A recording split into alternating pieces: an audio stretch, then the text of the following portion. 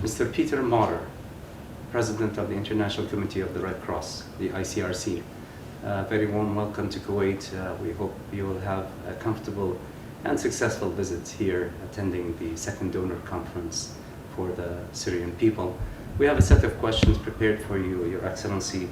Of course, you have been appointed by the ICRC's governing body as President of the ICRC starting July 1st, 2012. And the year and a half on the job, have you seen anything remotely resembling the atrocities and the humanitarian tragedies being suffered by the Syrian people? Well, first and foremost, thanks very much for having me here in Kuwait and for the interest in the work of ICRC. It's certainly very good to be here and have the opportunity to discuss the Syrian issue in particular. To your question, definitely the Syrian crisis is an emblematic crisis in terms of the depth and breadth of suffering, and also, as you say, with regard to violations of international humanitarian law in the conduct of hostilities of the parties in Syria. I see a lot of tragedies worldwide. There are parts of the world, let's think about Somalia or the Democratic Republic of the Congo or Central African Republic, where poorer people are suffering from humanitarian impact of violence. But the Syrian crisis is emblematic and specific in its difficulty for independent humanitarian actors to access civilian populations and to assist and protect those populations. So indeed, the way in which this war is fought, the global dimension of the politics around this war makes humanitarian action a particular challenge. With that said, what do you think is the main role that is currently being played by the ICRC in attempting to alleviate the suffering of the Syrian people? ICRC, together with the National Society in Syria, the Syrian Arab Red Crescent, is certainly one of the most important partners on the ground to try each and every day to negotiate access and to bring assistance and protections to Syrians which badly need it. We have a big program in Syria on water and sanitation, on food distribution, as well as on health.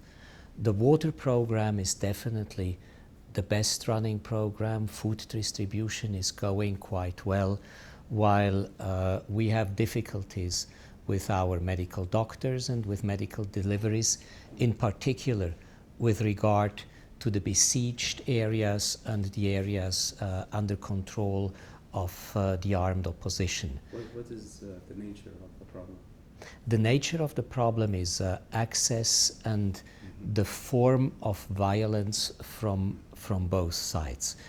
Negotiating access with the parties on the ground, the weapons bearers, the Syrian army and the Syrian government representatives on the one side, but also the very diverse armed opposition is a particular challenge. So the security for humanitarian workers is difficult.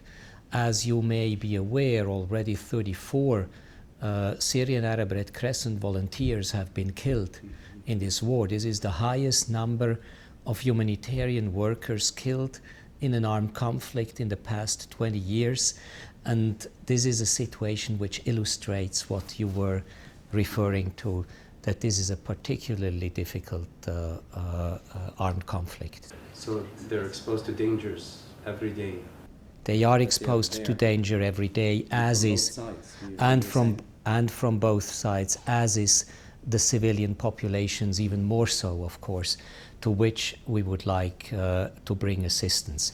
One of the real dilemmas as a president of ICRC I have is indeed to balance the necessity to access people in need with the necessity to care for our own people and for the safety and security for those people. But despite all those difficulties, our program, ICRC's program in Syria, has become the biggest program worldwide in terms of budget. And we could count in our activity with a huge and important contribution by Kuwait, which is extremely important to bring this assistance to all Syrians in all parts of Syria. Now you mentioned the second donors conference. Of course, we had the first last year. How does the International Committee of the Red Cross perceive the Kuwaiti initiative in hosting, whether governmental or non-governmental, and attempting or trying to help the Syrian people? We highly appreciate the initiatives that Kuwait has taken to bring donors and international aid agencies together, and to not only reflect and strategize, but also to show with financial and important political contributions that aid can be organized and channeled to the needy in Syria. Kuwait is by far the country of the region with the biggest contribution to the crisis in Syria through the international institutions. It's by far the biggest contribution of ICRC, and we are very proud that since the first donor conference in Kuwait, Kuwait has joined those countries who belong to the biggest donor countries of ICRC. Kuwait is a member of the donor support group of ICRC, of the 16 countries which offer the biggest support, and this is extraordinary, and we are extraordinarily grateful to Kuwait, but even more grateful should be those people whom we can assist and because of the generous contribution of Kuwait.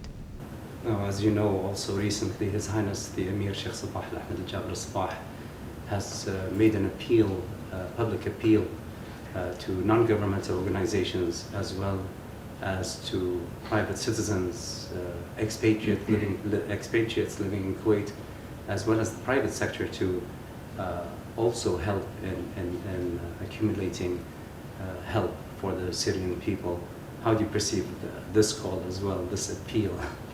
Well, of course, money is important, but public advocacy as well as political influence in order to bring countries together, to generate energy in favor of supporting Syrians and the suffering of Syrians is hugely important.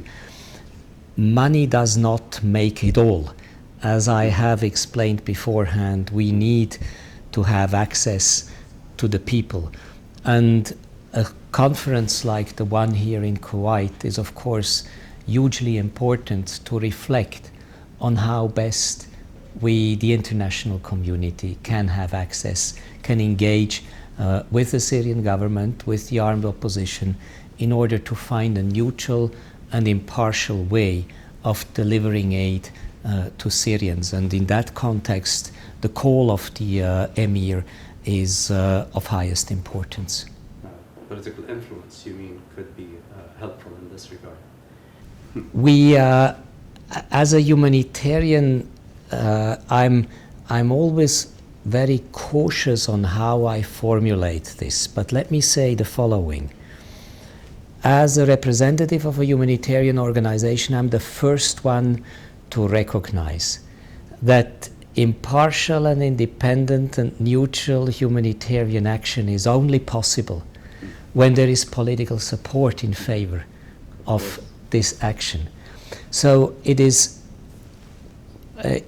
extraordinarily important that a personality like the Emir of Kuwait advocates for this neutral and impartial space, because only if we have such a space, and such a space is recognized by all and supported by the international community, can we, as ICRC and other actors, really deliver our services. Excellent. Okay, now going to the main objective of this conference. What are you expecting in the form of aid from the countries participating in the second conference for helping to alleviate the suffering of the Syrian people? Well, I would really hope that the leadership that Kuwait has shown is followed by others in the region and beyond. There is no question that the violence in Syria has produced enormous suffering, but also enormous needs.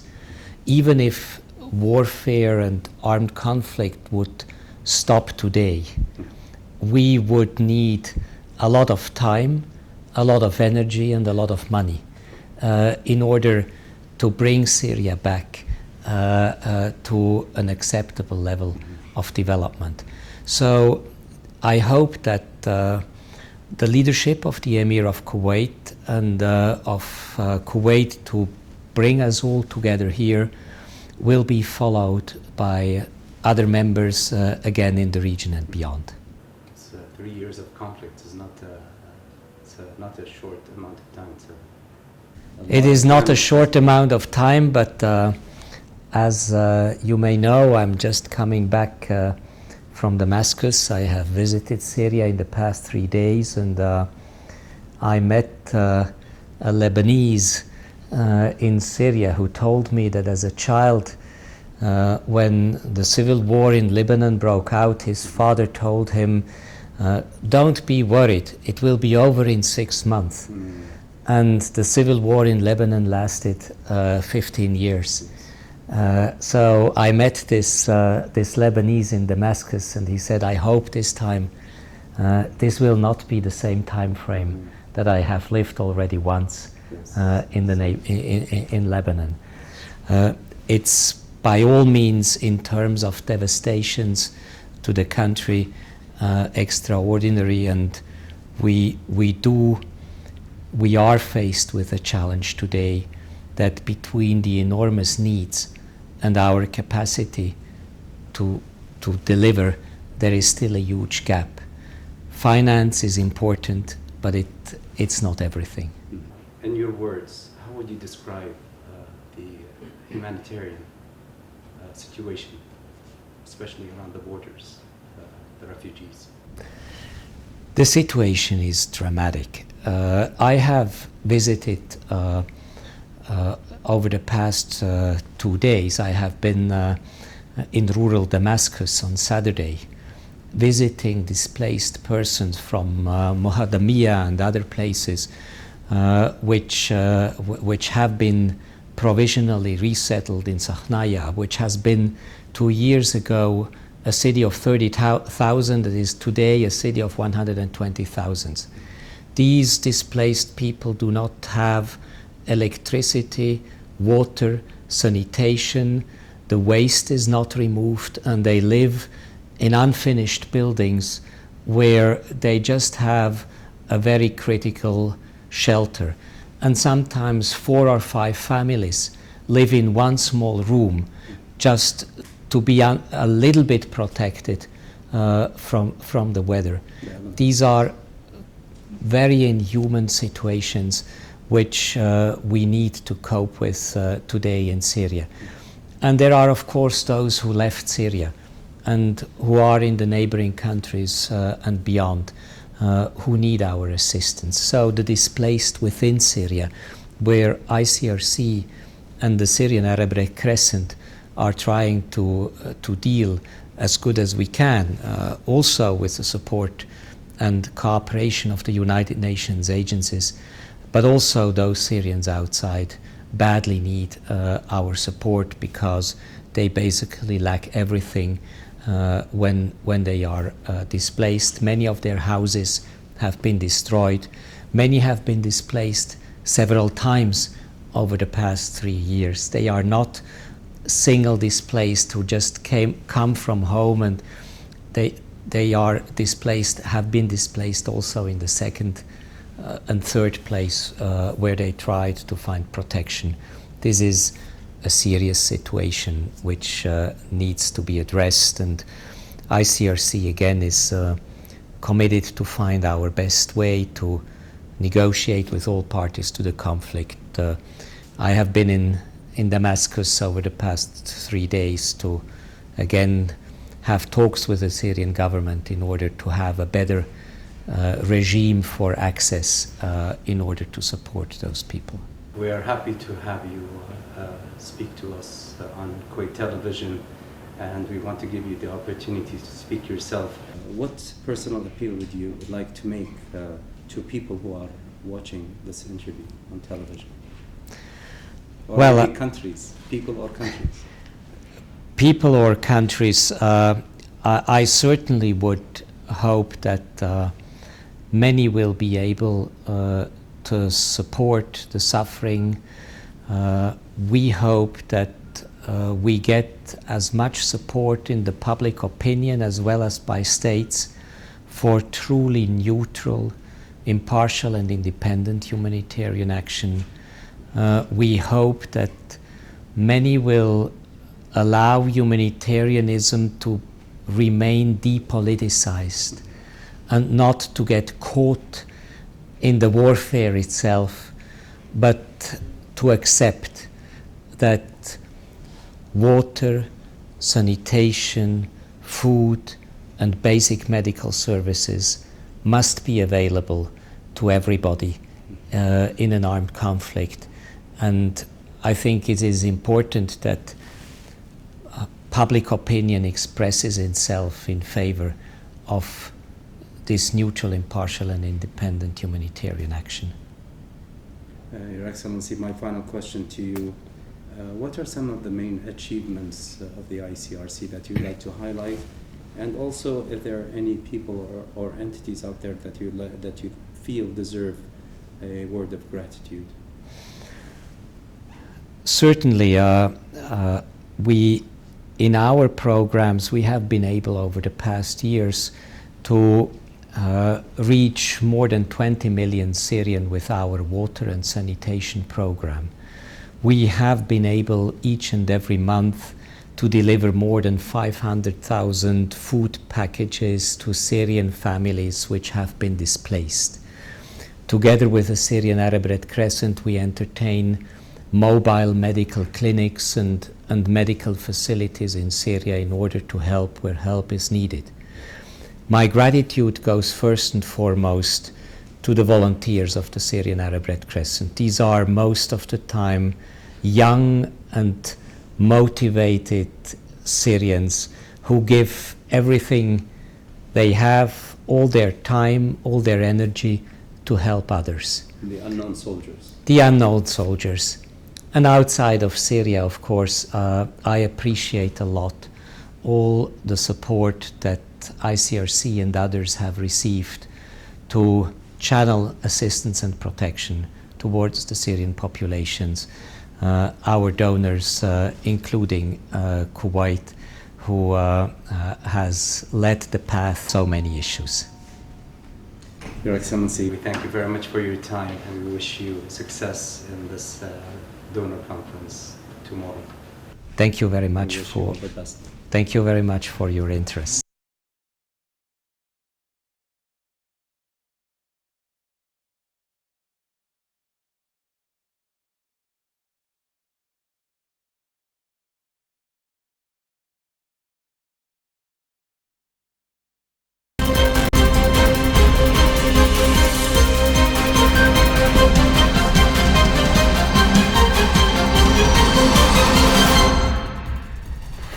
In our next report, and after 10 days full of cultural activities, the 14th Kuwaiti Theatre Festival has come to a close.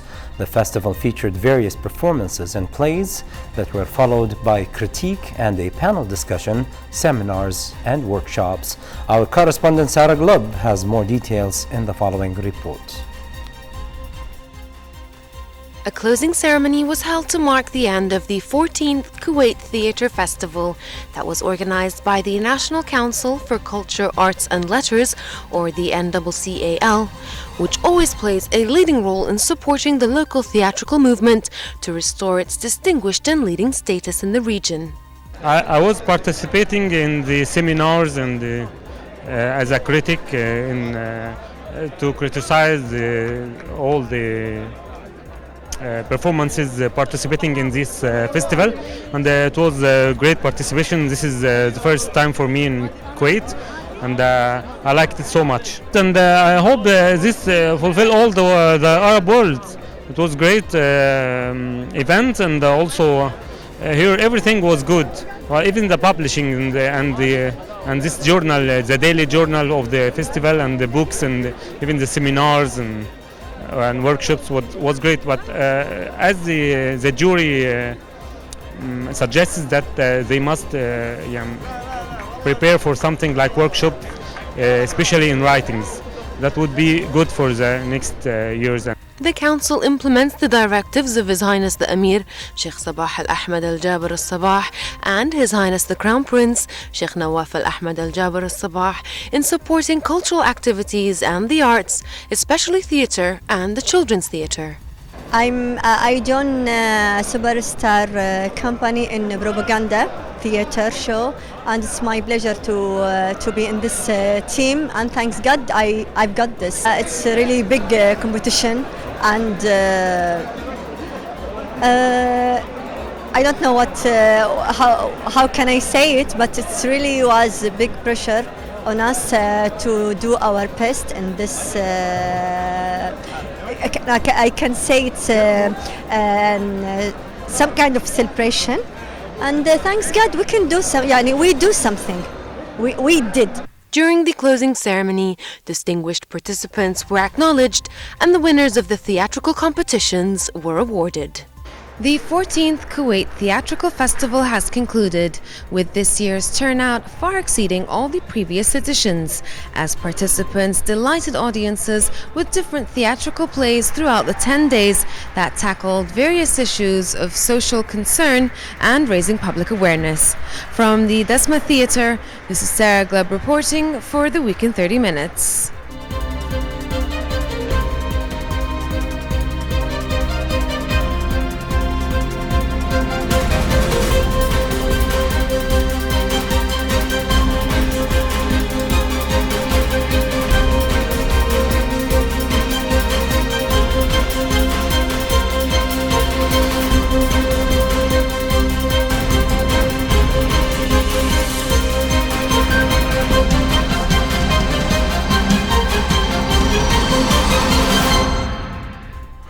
Welcome back to The Week in 30 Minutes, and as we come to the end of today's episode, we will conclude with a report by correspondent Salam Al-Kandari, who visited the Sahara Kuwait Resort to cover its third annual Open Tennis Tournament that included both professional and amateur categories. Tennis is a popular sport in the state of Kuwait that attracts both genders and all ages. A total number of 70 players registered for the Sahara tournament this year at various skill levels and from different nationalities. The third annual Open Tennis Tournament organized by Sahara Kuwait Resort started this week. The Open Tournament includes various ages and categories. This is the third Open Tournament was in Sahara Kuwait Resort. It's for three categories. It's for men's open, above 16 years above, and for ladies open, above 16 years, and also for doubles above 45 years. And the tournament will take like 9 days in the Sahara Kuwait tennis courts, and the tournament sponsored by Decathlon shop. This is the third year that we hold the tennis tournament at Sahara. Basically, this is successful this year. The first year we started with about 30 players. This year we have more than 70 players, so every year people are hearing about us more and more, and looks like it's catching on. So. Actually, when I heard about the tournament that 1 month ago. I was so happy because we have a lack of tournaments here in Kuwait, and this is my second participation in this tournament. I think they did 3 of them, and I'm so happy with the atmosphere here. We missed since before 1990. We used to have like 7 to 8 tournaments minimum from the hotels and from the resorts. We don't have this anymore. I think that's the only one in Sahara. This tournament, it happened every year, and I want to thank Sahara to make this tournament and the sponsors. It's really nice tournament. There's nice courts, now nice weather. I hope I do well in this tournament. Last year I was unlucky, but this year I hope I can do it. The tournament included 3 main categories: Men's Open 16 years and above, Ladies Open 16 years and above, and Men's Double 45 years and above. This is the 3rd Open Tennis Tournament organized by Sahara Kuwait Resort. It is open for all ages, both professional and non-professional. It just started today and it will run for the next 10 days. From Sahara Kuwait Resort, this is Salim Kandiri reporting for the week in 30 minutes.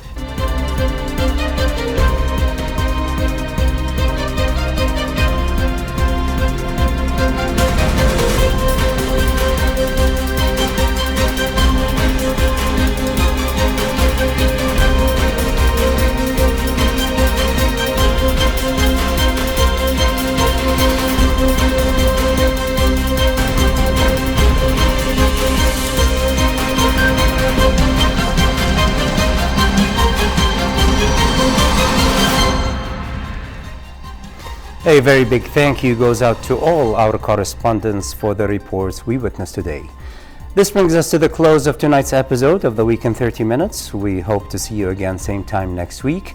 Our highly dedicated team of correspondents will continue their search for those reports that matter most to you. So please help us out by letting us know if your organization has something important to share with our viewers here in the state of Kuwait. We look forward to receiving your feedback on the stories we covered today and are always ready to cover issues that are of special interest to you. So please email us your suggestions at our email moikuwaitnews@gmail.com.